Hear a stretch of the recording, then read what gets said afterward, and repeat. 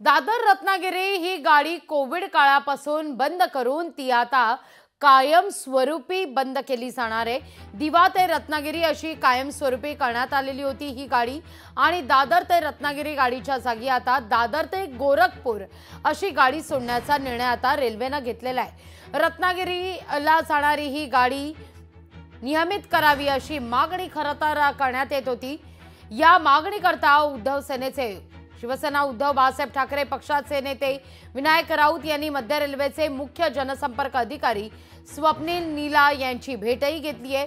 मागणी असेल तर विचार करू अशी प्रतिक्रिया यावर ते देत आहेत।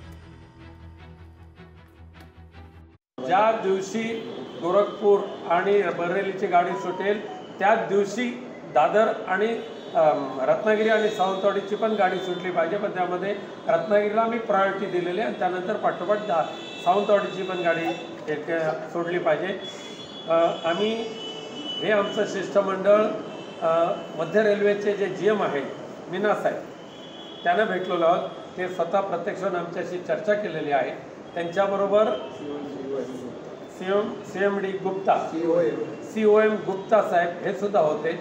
पण मला आनंद आहे की मीना साहेबांनी आणि गुप्ता साहेबांनी सुद्धा याकडे सकारात्मक पाहिलेलं आहे आणि लवकरात लवकर ही गाडी आम्ही सुरू करतो असं आश्वासन दिलेलं आहे। काही गाड्या ॲडिशनल चालवण्यासाठी जी जागा आपण खाली करू शकत होतो ती खाली करण्याच्या हेतूने आपण ती गाडी जी आहे दिव्यावरनं रत्नागिरीसाठी चालवण्यात आलेली आहे।